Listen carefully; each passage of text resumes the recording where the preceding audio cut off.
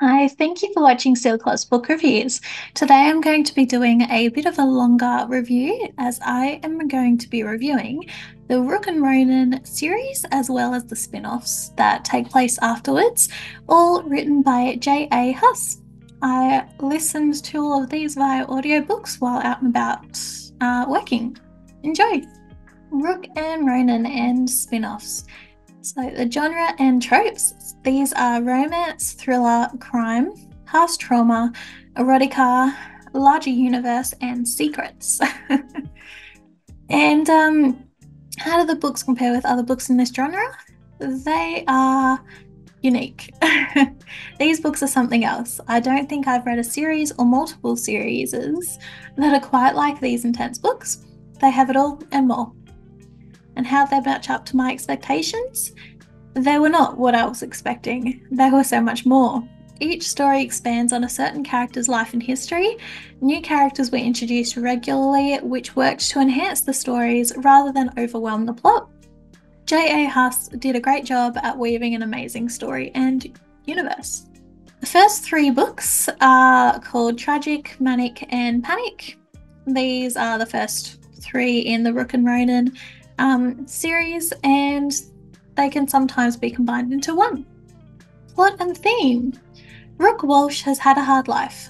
Growing up in the foster system, living with an abusive boyfriend before escaping and finding herself homeless on the streets, she doesn't know how much more she can survive. While spending her last $10 on a Starbucks coffee, Rook is hit in the face by an invitation for an upcoming modelling shoot. With nothing else to lose, she decides to give it a go. As Rook finds herself thrust into the life of erotic modelling, she finds herself falling for her handsome and overly protective handler and partner male model, Ronin. Rook and Ronin must work through their feelings, remain professional in front of the photographers and crews, as well as communicate their feelings about performing intimate shoots with other models. As their emotions grow, Rook finds herself signing a contract with a past friend of Ronin's. The contract is to model in nothing but paint designed to complement customized motorbikes for Spencer Shrike and his producer Ford. As Rook works through her vulnerability and conflicting feelings for the three men, she finds herself drawn into their dangerous and illegal history. Not only that, but her abusive ex tracks her down, unleashing her past trauma and spiking the men's protective instincts along with their need for revenge. Pacing, emotion, ending, and plot holes. All three books in this official Rook and Ronin series take place immediately one after another.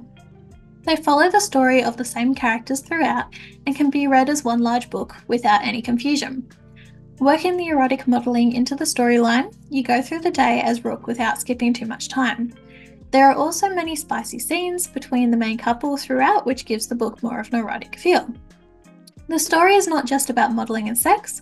We uncover Rook's history and past traumas that make her who she is. There is action and violence in each book as the past catches up with all of the characters.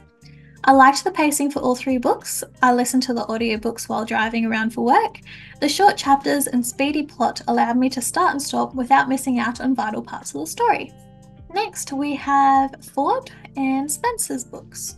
So these are actually made up of two books combined that can be just labelled as Ford and Spencer.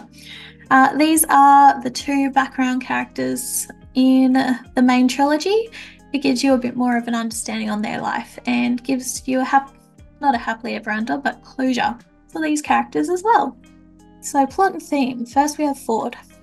Ford is desperately trying to get over Rook, the only way he knows how to, by walking away. Driving up to Vale in the snowy mountains during a blizzard was not the smartest idea. But if he hadn't made this trip, he would not have come across Ashley and her 3-month-old daughter. Ford doesn't like babies, or women who do not follow orders. He also doesn't like how much Ashley reminds him of Rook, but he can't seem to leave her alone. As they find themselves travelling together, their feelings for one another steadily grow until the thought of leaving the other behind becomes painful. And then we have Spencer. Spencer has loved Veronica ever since he first laid eyes on her. He did his research and found out about her life before he made his move. She was his from that moment on. But Spencer is not a good guy, and his past is coming back to haunt him. Ronnie is not safe as his girl. Ronnie has given up waiting on Spencer to acknowledge her existence. She is done with him. If he won't even admit that they are dating, he does not deserve her. But the more she tries to pull away, the tighter he holds on. Yes. Next, we have The Company, which is James Finici's story. This won't mean anything as of yet, but he makes an appearance slowly throughout the previous books, and you find out a bit more about him. And The Company is the big whole universe that ties everyone together as well. And then we have Meet Me in the Dark, also known as Merc. And of course, this is Merc's story. He is sort of an assassin for hire that comes throughout, makes appearances throughout the book. And it's really interesting, this book, because he is quite an unlikable character. And then to actually have a book from his point of view that explains his life, and it's really interesting. It's also probably one of the darkest and hardest books to get through, so a lot of trigger warnings, so fair warning. Plot and themes again. So first, The Company. This book felt longer than Ford and Spencer. It follows the lives of Harper, yet unknown, and James F, who has been mentioned previously as a company assassin. At first, I did not understand how this book tied in with the others. Then I reached the halfway point. An entire web of mystery unfolded, bringing in Sasha, Merc, Harper's twin Nick, and many other assassins. The Company was explained in more detail than we have yet seen, mentioning code names, secret names, and ranks. This book is vital to understanding the larger universe that is The Company. So, very important book, this one. And then we have Meet Me in the Dark, also known as Merc. This book really changed my view on the infamous assassin mentioned in previous books. It was a lot darker than any of the other books so far, with torture, rape, brainwashing, and kidnapping. One of the main plot points in this story is to explain how the Company brainwashed their sleeper agents. Merc must work through his conflicting emotions, performing dark and horrible tasks to unlock the secrets only 24-year-old Sydney knows. Sasha makes a short appearance later in this book as well. So that one is definitely an intense one. And then the last two books in this sort of combined series, we have 321. This is actually can be read here or it cannot. It's a different series, which is actually called the 321 series. But I found out that the next book, Sasha, or Wasted Lust, is the sequel to 321. So if you're reading the Rook and Ronin overall universe and you want to read Sasha to finish it off, you have to put 321 in there because it references characters, and it's beneficial in the long run. So first, 321. Wow, this book is technically not part of the Rook and Ronin universe, however it leads into the next book, Sasha. In fact, Sasha is labelled as the sequel to 321. It was dark, erotic, and sometimes hard to listen to, and the final few chapters literally made my jaw drop. This book was not what I was expecting in a positive way. It contains strong scenes of depression, talk of rape, kidnapping, and the selling of babies on the black market. It should definitely be read before proceeding to Sasha's story. When I say it made my jaw drop, I'm not exaggerating. I was sitting there confused with how the book that happened. Yeah, that really good. I didn't see that twist coming. It was sad, but it was good. You need to read it. And then we have Sasha. Taking place 10 years after we last saw Sasha as the fiery 13-year-old assassin, Sasha is now a 24-year-old undergraduate anthropologist just trying to live a normal life. But when her past comes back to catch up with her, she's left struggling to work out how to continue forward. Also known as Wasted Lust, this book ties up loose ends for multiple characters entwining the Company's universe. There we go. And then we have, in the same universe, the Bossy Brothers series. I've already read this series. I actually read it before Rook and Ronin, and takes place as the same at the same time as Rook and Ronin. Um, Very, very briefly in one or two of the books, they mention these brothers, nicknamed the Bossy Brothers, and it was really interesting because I was like, oh, wait a second, I know those guys. I just read their series. So that's really cool. And then also in the same universe, the Mr. series. I haven't read this series yet. Well, technically, I've read the first book, Mr. Perfect, which is the least related to the universe as the rest of them, from what I've seen or heard.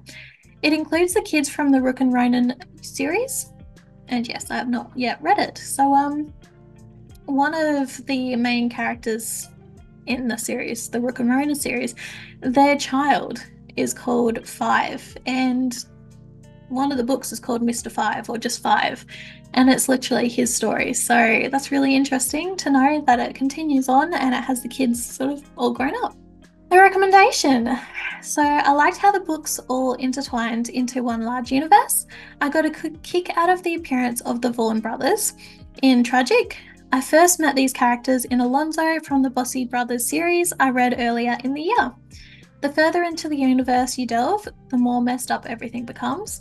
More and more characters become entwined in the dark world that makes up the company. These books are dark, twisted, and erotic with a great storyline that spans multiple books. I highly recommend them. And overall, so I highly recommend them, but I gave all of the series, like all the books in the series and the spin-offs and all those separate books, 3.5 out of 5 stars. Take a deep breath and dive into J.A. Huss's vast multi-series world. You will not regret it. It is twisted, dark, sexy, and complicated, and worth checking out. A few parts of a few books were not my cup of tea. Other ones I absolutely loved and I couldn't read quick enough.